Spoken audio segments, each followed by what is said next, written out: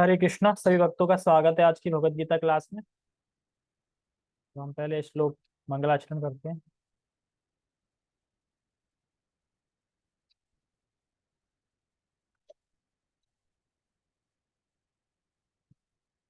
Okay. ओम अज्ञानतिमिरान्धस्य ज्ञानञ्जनाशलाकया चक्षुरुन्मीलितं येन तस्मै श्रीगुरुवे नमः। श्रीचैतन्यमनोभीष्टं स्थापितं येन भूतले स्वयं रूपः कदा मह्यं ददाति सपदान्तिकम्। वन्देऽहं श्रीगुरो श्रीयुतापदकमलं श्रीगुरून् वैष्णवांश्च श्रीरूपं साग्रजातं सहगणरघुनाथान्वितं तं सजीवम् साद्वैतं सावधूतं परिजनसहितं कृष्णचैतन्यदेवं श्रीराधा कृष्णपादान् सहगणललिता श्रीविशाखान्वितान् च। हे कृष्ण करुणा सिंधु दीनबंधु जगतपते गोपेश गोपिका कांत राधा कांत नमोस्तुते। तप्त कांचन गौरांगी राधे वृंदावनेश्वरी वृषभानुसुते देवी प्रणमामि हरिप्रिये। वाञ्छाकल्पतरुभ्यश्च कृपा सिन्धुभ्यैव च पतितानां पावनेभ्यो वैष्णवेभ्यो नमो नमः। जय श्री कृष्णा चैतन्य प्रभु नित्यानंद श्री अद्वैत गदाधर श्रीवासादि गौर भक्त वृंद। हरे कृष्णा कृष्णा कृष्णा हरे हरे हरे राम राम राम हरे हरे। रामाय रामभद्राय रामचंद्राय वेदसे रघुनाथाय नाथाय सीताय पते नमः। नमो विष्णुपादाय कृष्णपृष्ठाय भूतले श्रीमते भक्तिवेदांत स्वामिने इति नामने। नमस्ते सारस्वते देवे गौरवाणी प्रचारिणे निर्विशेष शून्यवादी पाश्चात्य देश तारिणे। हरे कृष्णा। सभी का बहुत बहुत स्वागत है आज की भगवद गीता चर्चा में। आज हम भगवद गीता यथारूप अध्याय 12 श्लोक क्रमांक 6 और 7 पे चर्चा करेंगे। तो चर्चा करने से पहले जो 12.5 में बताया गया था कि जो निर्विशेषवादी हैं, जो भगवान के ब्रह्म स्वरूप के प्रति आसक्त होते हैं और निराकार में मिलना चाहते हैं, वो उसी के प्रति आसक्त रहते हैं और उसी के लिए फिर तपस्या करते हैं निराकार ब्रह्म में लीन होने के लिए। तो भगवान ने बताया है कि दो पथ हैं, जिसमें से एक भक्ति का पथ है, वो डायरेक्ट है और जल्दी पहुंचेंगे, डायरेक्ट है। और दूसरा पथ है वो निराकार का है, जिसमें कि क्लेश बहुत है और समय बहुत लगेगा। तो जो 12.5 हमने सुना था कि जो निर्विशेषवादी हैं और निराकारवादी हैं, इनका पथ बहुत कष्टदायक है। यानी भगवान मिलेंगे कि नहीं मिलेंगे ये भी नहीं पता है, और मिल भी जाएंगे तो वहां कोई सुख नहीं है, रस नहीं है। और बहुत सारी तपस्या करते हैं, इंद्रियों को रोकते हैं, बाहर के विषय से हटा के अंदर की तरफ मोड़ते हैं, तो बड़ा कष्ट है इसमें। और आज भगवान बताएंगे कि लेकिन लेकिन मतलब वो लोग भी हैं जो कि निर्विशेष ब्रह्म की तरफ आसक्त नहीं होते हैं, जो मुझ में आसक्त होते हैं, जो मेरी भक्ति करते हैं, उनका मैं स्वयं उद्धार करूंगा। स्वयं मतलब भगवान कह रहा है कि उनको मैं स्वयं अपने धाम लेके आऊंगा। तो आज का श्लोक और कल के श्लोक बहुत अच्छे हैं, और बहुत अच्छे इसीलिए हैं कि भगवान यहाँ पे संकल्प करके कह रहे हैं कि मैं तुमको खुद लेके आऊंगा। किस पे? अपने गरुड़ के कंधे पे। जो गरुड़ उनके पक्षी हैं, जो वाहन है, उनके कंधे पे उठा के मैं खुद लेके आऊंगा, तुम टेंशन मत लो। यानी बस हमें क्या करना है, आज के श्लोक में जो बता रहे हैं वो करना है, और वो करेंगे तो भगवान खुद लेने आएंगे। एक भागवत में कथा आती है, अभी बता देता हूँ। गौकर्ण की ये कथा नहीं आती, ये भागवतम का महात्मा है। गौकर्ण गौकर्ण का एक भाई होता है धुंधकारी, जो कि नशे में धुस्त रहता है और सारे चारों नियम तोड़ता है, किसी भी नियम का पालन नहीं करता है, और अपने ही माँ को जला देता है। अपने ही माँ को जला देता है, घर में आग लगा देता है, और उसकी कुछ पत्नियां थी उनको भी जला देता है। जला के भाग जाता है। नहीं नहीं नहीं, वो नहीं भाग जाता है। वो अपनी माँ को मार देता है, लेकिन उसकी जो पत्नी थी, दो या जो भी थी, संबंध थे जिसके, हाँ, वो क्या करते हैं, वो सब मिलके उसको जला देते हैं, उसके घर में बंद करके वो, और वो भाग जाती है इस तरीके से। हाँ। तो उसके बाद फिर ये भूत बन जाता है, प्रेत बन जाता है। तो गौकर्ण थे वो बड़ा सही थे, क्योंकि वो गौ से उत्पन्न हुए थे, और एक एक ब्राह्मण ने एक फल दिया था, आशीर्वाद से हुए थे। तो फिर वो जब अपने भाई धुंधकारी के लिए कथा करते हैं भगवान की, तो धुंधकारी तो धाम चला जाता है, मुक्त हो जाता है, धाम चला जाता है। लेकिन गौकर्ण कहते हैं कि वो धाम चला गया, लेकिन मैं क्यों नहीं गया धाम? तो फिर विष्णुदूत बोलते हैं कि क्योंकि भगवान स्वयं साक्षात तुम्हें लेने आएंगे। तो यानी जो भगवान के शुद्ध भक्त होते हैं, भगवान स्वयं लेने आते हैं, जो कि इस श्लोक के, जो ऊपर का श्लोक है 6 नंबर, इसके हिसाब से चल रहा है। लेकिन से समझ जाओ, जो निराकार में आसक्त हैं उनके बारे में बता दिया, कष्टकारक है, रास्ता बहुत समय लगेगा, पक्की। ये मच्छर उड़ रहे थे बहुत सारे, रजाई दे दो। रजाई ले लो, रजाई ज्यादा ठंड लग रही है तो। हाँ, मैं कहाँ पे था? हाँ, कष्टकारक है और समय बहुत लगेगा। लेकिन कुछ ऐसे लोग भी हैं जो मेरे भक्त हैं, जो मेरी उपासना करते हैं, और हमेशा मेरे ही कर्मों में लगे रहते हैं, और मेरे अलावा कुछ नहीं करते हैं, मुझे प्रसन्न करने के लिए, मुझे संतुष्ट करने के लिए हर कार्य करते हैं, मन से, वचन से, कर्म से।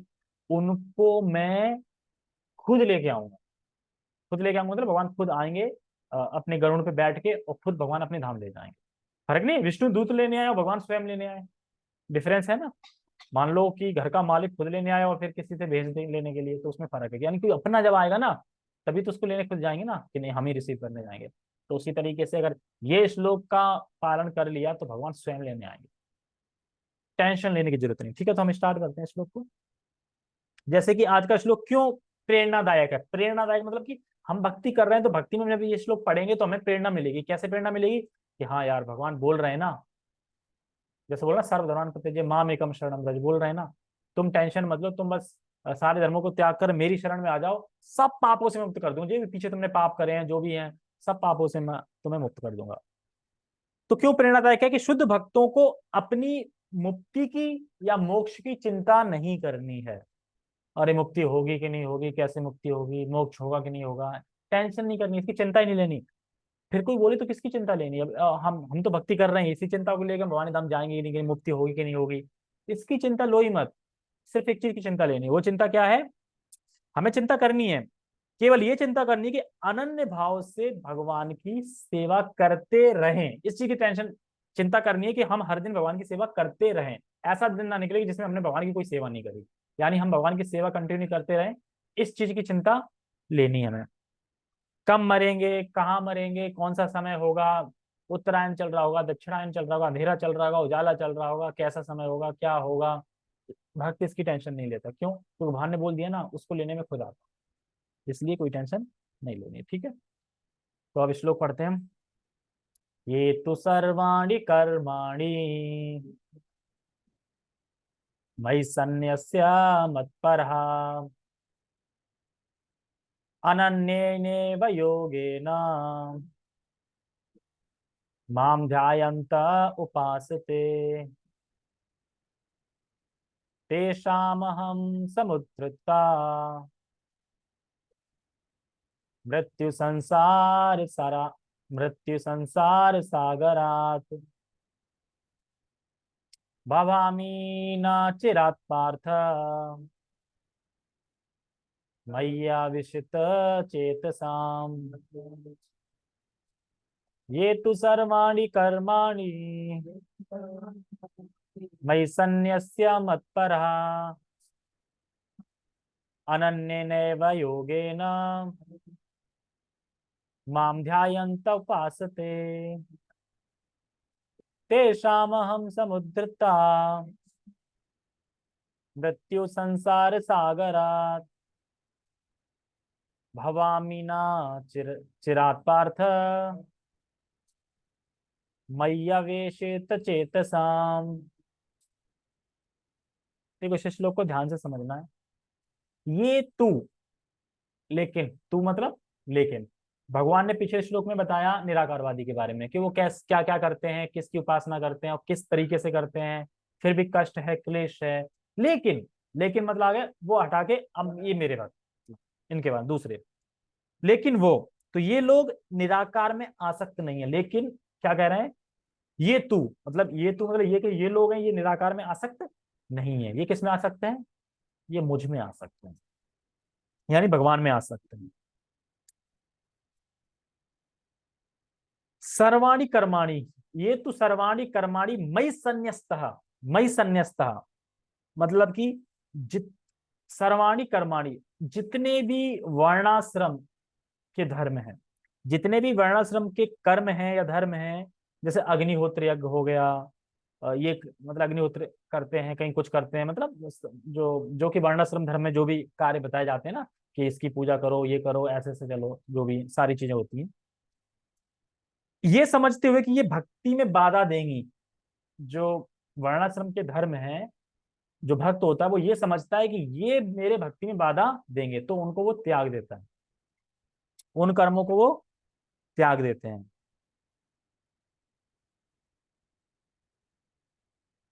मत परा, देखो मत परा का शब्द उसी से 1155 से, 1155 है ना, मत कर्म कृत कर्म, मत परम, मत परमा बताया गया था ना, मत परमा मतलब, तो वही मत परमा, मत परा है ये।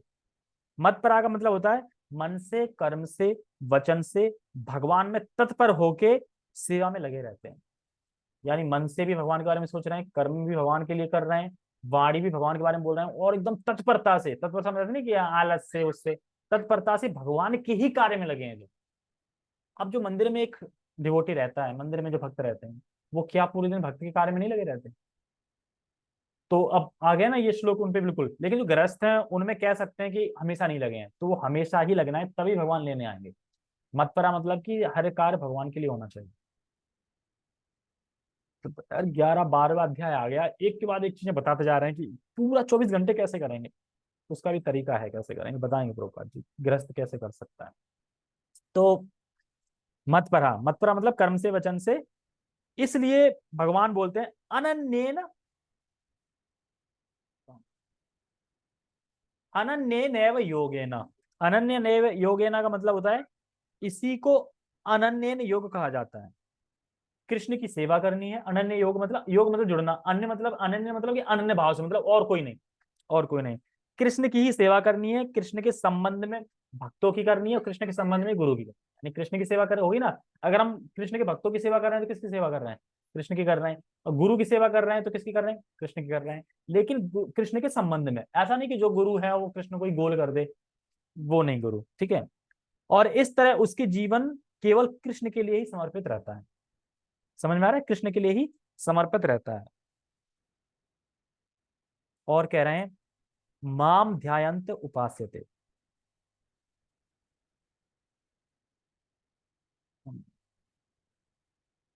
और देखो इसमें जो ऊपर लाइन आई है कि मई मई संन्यासा मत परा, मत परा, तो मत परा पे बोलते हैं इसमें कि ये नहीं करना है, हम देखो जो वर्णाश्रम के धर्म है उनके कार्य नहीं करने हैं, क्यों नहीं करने हैं, अगर कोई बोले क्यों नहीं करने हैं, क्योंकि हम तो कृष्ण के नित्य दास है ना, वर्णाश्रम धर्म के थोड़ी नित्य दास है, हम कृष्ण के नित्य दास है, तो हमें हर कर्म करना है कृष्ण के लिए ही करना है, कृष्ण की ही सेवा करनी है।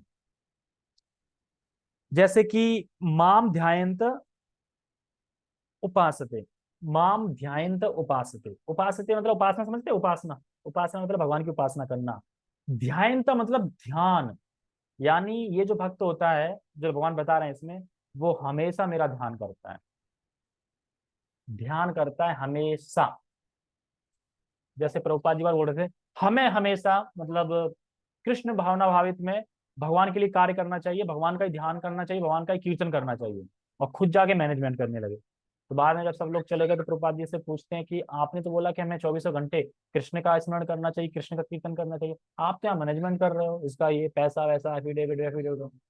तो फिर वो कहते हैं कि पीठ पे कान लगाओ और देखा तो वहां चल रहा है हरे कृष्ण कृष्ण कृष्ण हरे हरे, हरे राम राम राम हरे हरे, ये सुनाई दे रहा है, यानी वो बाहर से कुछ भी कर रहे हैं लेकिन बोल कृष्ण का नाम ही रहे हैं ध्याय तो इसमें यही वर्ड महंगा है, माम ध्यान था मतलब मेरा ध्यान करते हैं, माम मतलब मेरा, मेरा ध्यान करते हैं, मेरी उपासते हैं। इसको देखो डिटेल में समझाता हूँ। जैसे कि भगवान की गाय है और गाय के लिए कोई घास काट रहा है, तो ये क्या कार्य हो गया, ये किसके लिए कार्य हो गया? हाँ, घास काट रहा है ना भगवान के लिए। लेकिन क्या घास काटते काटते हरे कृष्णा नहीं कर सकते? तो ये डबल बेनिफिट नहीं हो गया? घास काट रहे हो गाय के लिए, वो गाय कृष्ण की है, लेकिन आप मुंह से थोड़ी काट रहे हो, तो मुंह से तो बोल सकते हैं ना हरे कृष्णा। इसको बोल रहे हैं ध्यान कर। देखो ध्यान हम किस चीज का करते हैं? जिसके बारे में सुनते हैं। अगर मैं बोलूं अभी किसी का नाम बोलूं तो तुम नहीं ध्यान करोगे पहले, फलाना फलाना रॉकी का क्या हुआ? अब रॉकी बोलने से क्या रॉकी का ध्यान नहीं गया तुम्हारे माइंड में? तुरंत गया ना। तो यानी बोलने से सुनने से तो उसका ध्यान जाता है ना। तो इसीलिए जब हरे कृष्णा बोलेंगे तो क्या ध्यान नहीं जाएगा हरे कृष्णा पे? यानी मन जाएगा। तो वही चीज यहाँ पे बता रहे हैं। जैसे कि हरे कृष्णा बोल सकते हैं, जैसे कि बंगाली में कैसे, हाथों करो काम और मुखे बोलो ना। अब जैसे कि जब हम कीर्तन कर रहे हैं तब तो बोल ही रहे हैं, और जब जब कर रहे हैं तब भी बोल रहे हैं, ठीक है, और श्रवण कर रहे हैं तब भी ठीक है। लेकिन जब घर का काम कर रहे हैं, झाड़ू लगा रहे हैं या फिर भगवान के लिए प्रसाद बना रहे हैं, तब तो मुंह फ्री है ना। तब तो हरे कृष्णा बोल सकते हैं ना। हरे कृष्णा बोल सकते हैं या फिर भगवान के संबंध में तो कुछ भी बोल सकते हैं। नहीं बोल सकते हैं तो कोई कथा लगा लो। तो इसको बोल रहा है माम ध्यान। माम ध्यायंत। माम ध्यान मतलब जो सेवा भी कर रहा है तो उसका मन बार बार भगवान में आवेशित हो रहा है। बस सेवा भी कर रहा है, बार बार मन कहाँ पे आवेशित हो रहा है? भगवान में ही आवेशित हो रहा है उसका बार बार मन।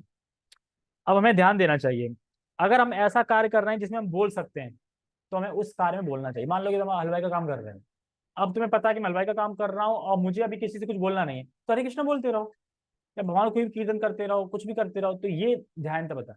लेकिन अगर हम ऐसा कुछ कार्य करेंगे जिसमें हमें मुंह से बोलना है उससे, तो हम नहीं बोल पाएंगे, दो चीजें नहीं बोल पाएंगे। लेकिन चुपचाप बैठ के कुछ काम करना पड़ रहा है, हरे कृष्णा बोल सकते हैं। तो ये चीज यहाँ पे बता रहे हैं, कीर्तन कर सकते हैं। तो सेवा को करते हुए, हाथ पैर से काम करते हुए हम माम ध्यान, तो यानी उसे अपना ध्यान भगवान में लगा सकते हैं। माम ध्यान मतलब भगवान में ध्यान लगाना है। और ध्यान कैसे लगेगा? बोलने से, मतलब उसके बारे में बोलने से ही तो ध्यान लगेगा। जैसे प्रभुपाद प्रथम स्कंद में कहते हैं, जो टेक्नोलॉजी है, टेक्नोलॉजी का उपयोग हमें भगवान के श्रवण कीर्तन में करना चाहिए। टेक्नोलॉजी जैसे कंप्यूटर का, फोन का, इन सब का इसी चीज में उपयोग करना चाहिए। ऐसी तरह से जब भी हम कुछ भी कार्य कर रहे हैं, खाली हैं, तो उस टाइम हमें जीव का, वाणी का उपयोग भगवान के उसके लिए करना। जैसे कीर्तन में स्मरण निहित होता है। निहित होता मतलब कीर्तन के अंदर उसका स्मरण छुपा हुआ होता है। जैसे मैं बोलूं, जैसे कि ये कैसे पता चला कि भगवान ने दो पथ बताए यहाँ पे, और दो पथ में एक निराकार का पथ बताया, और निराकार का पथ हमें नहीं ग्रहण करना, निराकार का पथ हम पे हमें नहीं जाना है। क्यों नहीं जाना है, कैसे पता चला? सुन के पता चला ना। गीता पढ़ी और सुना तभी पता चला। मतलब गीता कोई पढ़े ही ना और फिर अपने अपने पथ बना लिए और चले जा रहे हैं, तो क्या फायदा अंधाधुंध? जबकि भगवान साफ बोल रहे हैं कि क्या करना है। साफ साफ बोल रहे हैं ना, सीधा सीधा गीता में स्पष्ट बोल रहे हैं संस्कृत में, माम ध्यान उपासते। माम मतलब मेरा ध्यान करो, मेरी उपासना करो। तो फिर इसमें कोई डाउट नहीं रहता। तो कीर्तन में इसमें रहता है मतलब कि जो भी सुनते हैं उसका ध्यान भी होने लगता है। तो ये सबसे है। ये सब क्यों बता रहा हूं मैं? माम ध्यान तो पे बता रहे हैं, यानी भगवान के श्रवण कीर्तन में लगा रहता है, इसको नहीं छोड़ता ये भक्त। उस भक्त को मैं स्वयं लेने जाता हूँ। अब कौन कौन चाहता है कि भगवान स्वयं लेने आए? नहीं, भगवान स्वयं लेने, भगवान से कष्ट क्यों दें हम? भगवान के दूत आ जाएंगे ना लेने के लिए। स्वर्ग छोड़ देंगे ज्यादा से ज्यादा, और क्या, स्वर्ग से फिर नीचे पटक देंगे। भगवान बताते हैं कि जिस तरीके से एक भक्त बेचैन होता है, भगवान के विरह में रहता है, उसमें भगवान भी उस भक्त के विरह में रहते हैं। कब दिन आएगा वो, कब उसके वो टाइम आएगा जब मैं लेने जाऊंगा उसको। अब जैसे ये समझ लो कि मैं अगर स्पेशली कोई एक ही बंदा है, मैं उससे बात कर रहा हूँ, मुझे उसी का ध्यान है, सब कुछ है, तो भगवान के लिए सब स्पेशल है। और जैसे भगवान एक के लिए है और हर किसी को लग रहा है कि वैसे ही भगवान मेरे लिए है। जैसा आपने सोचे ना, करोड़ों की दुनिया है, करोड़ों जीव है, तो भगवान हर किसी के लिए कैसे सोचते होंगे? जैसे कि अगर किसी एक इंसान के लिए एक ही है, ऐसे भगवान के लिए एक ही समझो। भगवान तो कितना भी विस्तार कर सकते हैं अपना, सब में एक एक एक, एक, एक, तो उनके लिए क्या दिक्कत है? और वो तो है ही परमात्मा रूप में सबके हृदय में, इंडिविजुअल है। तो ये है। अब कोई पूछे किन भक्तों का उद्धार करने वाले हैं, तो फिर नीचे के श्लोक में बताएंगे। ये सारा बता दिया कि जो तू सर्वाणी कर्माणी सारे वर्णाश्रम के धर्मों को त्याग कर मेरे लिए कर्म करता है और मेरी सेवा करता है, मुझे प्रसन्न करता है। मई सन्यासा मत्परा, मत्परा मतलब जो मन से वचन से कर्मों से मेरी उसमें लगा रहता है। अनन्य ना मतलब और कोई उसका नहीं है, मेरे में जुड़ा रहता, माम ध्यायन्त उपासते। उसको फिर आगे कह रहे हैं तेषाम हम समुद्रता, मतलब इन भक्तों का मैं उद्धार करता हूं। तेषाम हम समुद्रता, इन भक्तों का मैं उद्धार करने वाला हूं। अब कोई बोले क्यों क्यों करने वाले उद्धार, भाई ऐसा क्या कर दिया, क्यों करने वाले उद्धार? तो कह रहे हैं 12.6 को देखो, 12.6 में ऊपर वाले को, ऊपर वाले की जो क्रिया जो कर रहे हैं इसमें, जो जो सारी चीजें फॉलो कर रहे हैं इसमें, इसलिए मैं उनका उद्धार करूंगा, क्योंकि वो, हाँ, इसलिए मैं उद्धार कर रहा हूँ। तो गौकर्ण की जैसे कथा मैंने सुनाई दी।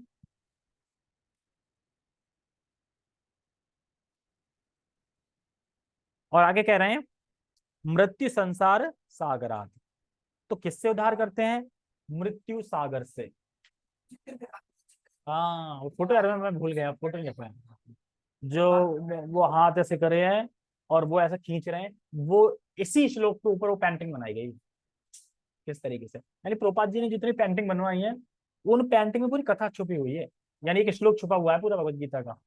देखते नहीं कि भगवत गीता के श्लोक रखते हैं, फोटो भी लगा देते हैं, यानी वो उसी पे करता है, उससे चित्र को समझ में आ जाता है कि भगवान कहाँ थे। भगवान बोल रहे हैं मैं मृत्यु सागर से उसका उसका उद्धार करता हूँ, ले जाता हूँ। तो मृत्यु सागर मतलब वो डूब रहा है सागर में, जैसे संसार को मृत्यु सागर बताया गया है, डूब रहा है, और विष्णु आते हैं और बढ़िया से पकड़ के उसे ले जाते हैं।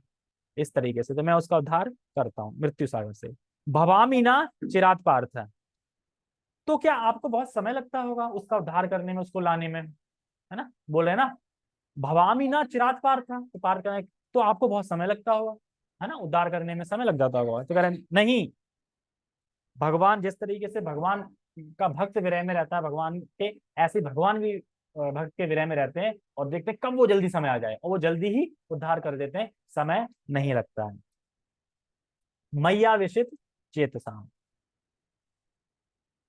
तो कह रहे हैं कि इन भक्तों की चेतना मुझ में ही आवेशित रहती है, मन से, वाणी से, वचन से, कर्मों से, ये मुझ में ही आवेशित रहते हैं। जैसे प्रभुपाद जी बोलते हैं भगवान का भक्त भगवान के बारे में बात, भगवान के भक्त भगवान के बारे में अगर बात करेंगे तभी तो जान पाएंगे, और फिर अगर भगवान के बारे में ही चर्चा करेंगे तो धाम चले जाएंगे। अगर भगवान के बारे में हमेशा चर्चा करोगे तो धाम चले ही जाओगे फिर, क्योंकि ध्यान हो रहा है, ध्यानता हो रहा है उनका। तो क्या सीखा हमने इसमें? भगवान स्वयं उस भक्त को लेने आते हैं, कौन से भक्त को? जो सभी कर्म भगवान को समर्पित करता है, भगवान की सेवा में लगा रहता है, अनन्य भाव से, मन से, कर्म से, वचन से भगवान के उसमें लगा रहता है। ऐसे भक्त का भगवान खुद उद्धार करते हैं और खुद उसको लेने आते हैं। टेक्स्ट,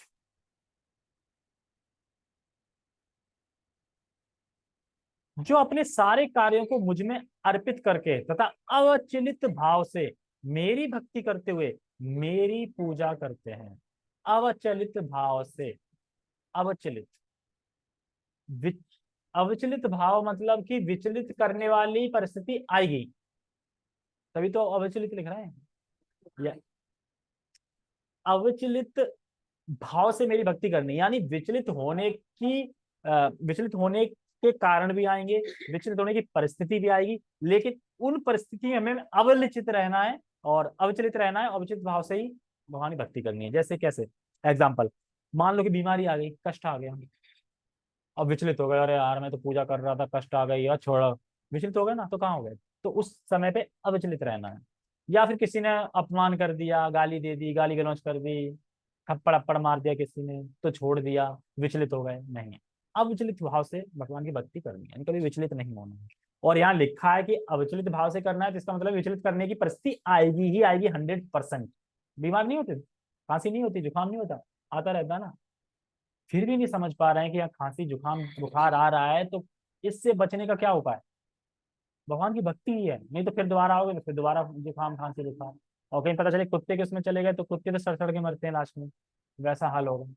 तो इससे अच्छा क्यों ना फिर जल्दी से जल्दी धाम जाया जाए फिर, उसके लिए फिर ये वाला श्लोक जो बताया वैसे लग जाओ करने के लिए। तो वही बता रहे हैं। और क्या कह रहे हैं? और अपने चित्तों को मुझ पर स्थित करके निरंतर मेरा ध्यान करते हैं, उनके लिए हे पार्थ, मैं जन्म मृत्यु के सागर से शीघ्र ही उद्धार करने वाला हूं। शीघ्र ही, मैंने बोला समय नहीं लगेगा, शीघ्र उद्धार करने वाले। तो भगवान बता रहे हैं ना, एक तरह से बता रहे हैं मैं हूं ना, अरे मैं हूं अर्जुन, क्यों टेंशन ले रहे हो, मैं हूं, मैं तुम्हें इस संसार से पार करा दूंगा, तुम टेंशन मत लो, तुम बस युद्ध करो।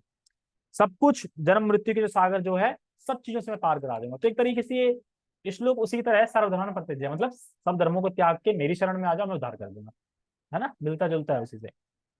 अब जो निराकारवादी हैं वो भगवान की शरण में जाएगा, भगवान की शरण में नहीं जाएगा, वो निराकार की शरण में जाएगा। निराकार तो सुन नहीं सकता, देख नहीं सकता, बोल नहीं सकता, आकार ही नहीं है, तो फिर क्या होगा? क्या वो मृत्यु के सागर से पार करा देंगे फिर? क्योंकि वो तो कुछ फीलिंग ही नहीं है, कुछ है ही नहीं, तो कैसे कराएंगे? हाँ, भगवान की शरण में जाओगे तो वो पार करा देंगे, लेकिन जो भक्त है उसको शीघ्र ही भगवान पार करा देते हैं।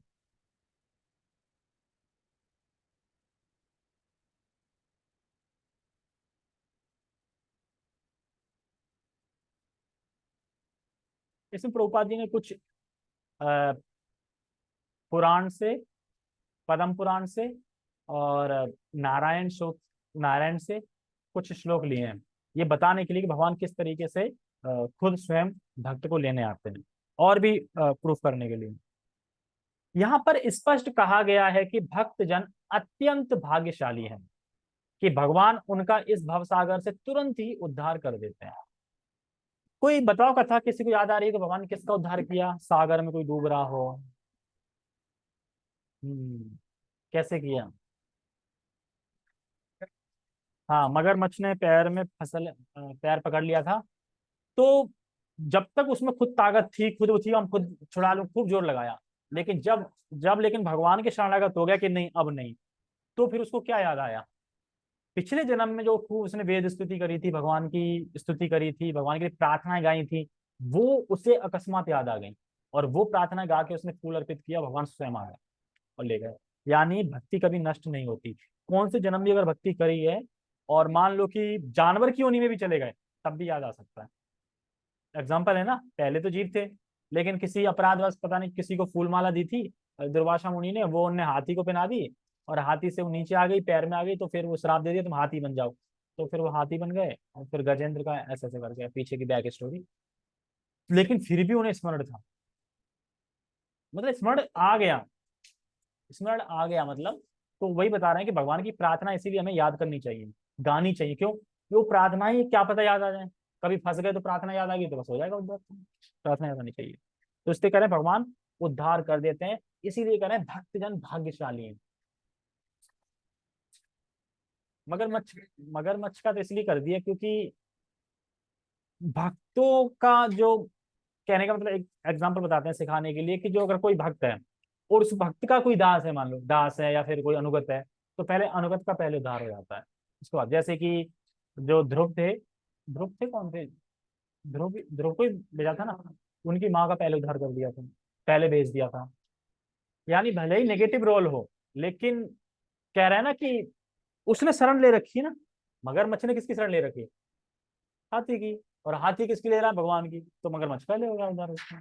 और मगरमच्छ भी पिछले जन्म में कुछ था, वो भी दो भाई भाई ये थे, ये गजेंद्र और ये, एक बैक स्टोरी में और आता है, ये दोनों भाई भाई थे, तो किसी कारणवश फिर इन दोनों को शाप मिल गया था, एक को हाथी का, मतलब अलग अलग पुराणों में अलग अलग कथाएं आती हैं, एक तो वैसे आई कि ऐसे करके बने, एक आती है कि वो ज्यादा हाथी की तरह मतलब कुछ हो गया था, तो उसने हाथी का मिल गया, उसे मगरमच्छ का श्राप मिल गया, फिर दोनों भाई थे, फिर दोनों का उद्धार हो गया इस तरीके से। अब इतना मुझे धुंधला धुंधला याद है, सुना था मैंने। ठीक है, हम कहाँ थे? उद्धार कर देते हैं। तो भगवान का एक नाम है सत्य संकल्प, यानी भगवान ने इस श्लोक में बोला है ना कि मैं स्वयं उसका उद्धार करूंगा, यानी तो करेंगे, अब इसमें कोई डाउट नहीं है। अगर हम उस श्लोक के हिसाब से चलेंगे तो उद्धार करेंगे। अब तो खुश होना चाहिए, क्योंकि अब तो पक्का है ना धाम जाना, तो अब तो बोल दिया ना भगवान ने, भगवान सत्य, ऐसा नहीं भगवान झूठ बोल रहे हैं यहाँ पे ना, है ना, कि अर्जुन मैं तुम्हें बताता हूँ और बाद में बोलेंगे सब झूठ बोला था मैंने, एक एक चीज सच बोली है भगवान ने। तो हमें अगर इसी श्लोक के हिसाब से चल लेंगे तो भगवान स्वयं आके हमें लेके जाएंगे।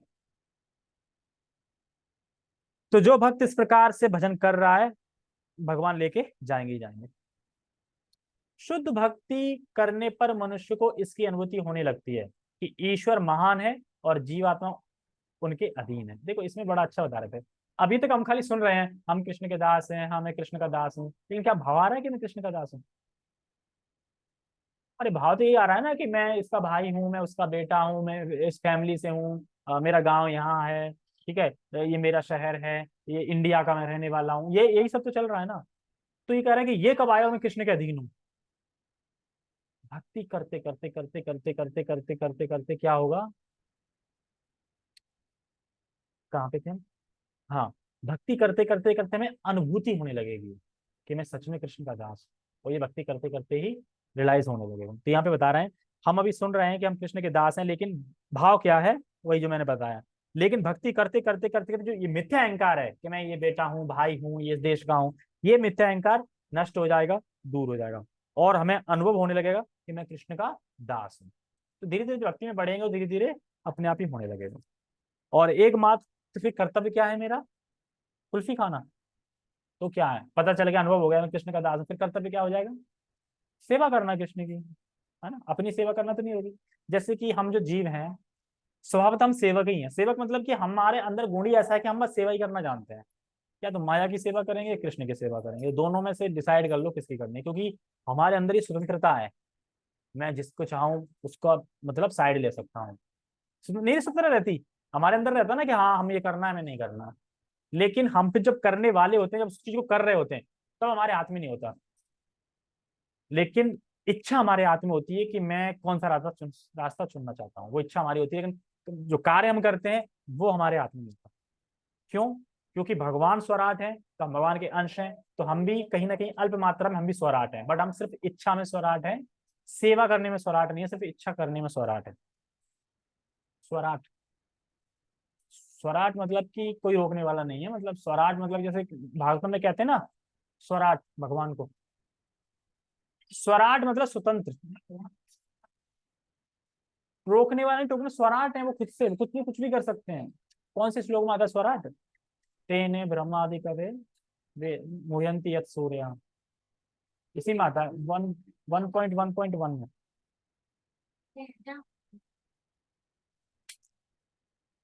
तो इसमें करें कृष्ण को संतुष्ट करना। ठीक है, आगे पढ़ते हैं, फिर हम ये लास्ट पैराग्राफ है, उसको हम कल पढ़ेंगे। उसका कर्तव्य है कि वह भगवान की सेवा करे, और यदि वह ऐसा नहीं करता तो उसे माया की सेवा करनी ही होगी। आ गया ना, क्योंकि हम स्वभाव से सेवक हैं और सेवा करना जानते हैं। अगर कृष्ण की सेवा नहीं करेंगे तो माया की सेवा करेंगे करेंगे, स्वाभाविक ही है। जैसे जीव हमेशा आश्रित है, यद्यपि वह थोड़ा स्वतंत्र है, स्वतंत्र, स्वराट मतलब स्वतंत्र। क्यों? क्योंकि जिस तरीके से कृष्ण स्वतंत्र है, स्वराट हैं, तो हम भी तो उनके अंश हैं, कह रहे ना, गुणवत्ता में तो सेम है ना, इसलिए अल्प मात्रा में हम भी स्वतंत्र है। कहना मेरा मन, मेरी मर्जी, हम जो करना चाहें, तो मतलब स्वतंत्रता है ना, इच्छा, तभी तो है। लेकिन फिर उसके बाद जो उसमें स्वतंत्रता नहीं है, तो उसके बाद तो भगवान के हिसाब से, कर्मों के हिसाब से होता है, माया फिर पीटती है खूब। तो स्वराट किस मामले में है हम, कि सेवा किसकी करनी है, कृष्ण की सेवा करनी है कि माया की सेवा करनी है, इसमें स्वतंत्र है। लेकिन जब सेवा करने में लग गए, उसमें स्वतंत्र नहीं है फिर, लेकिन इच्छा करने में खाली स्वतंत्र है। जैसा कि पहले कहा जा चुका है कि केवल भक्ति से परमेश्वर को जाना जा सकता है, बोला गया कौन से रूप में, भक्त्या माम अभिजानाति, मतलब मैं भक्ति से ही भगवान को जान सकते हैं। ठीक है, ओके, बाकी का कल करेंगे, पूरा वैसे भी कल ही हो पाएगा। बहुत बहुत धन्यवाद। जगत गुरु शील प्रभुपाद की जय, श्रीमद् भगवद गीता की जय, निताय निताय गौर प्रेमानंदे, हरे कृष्णा।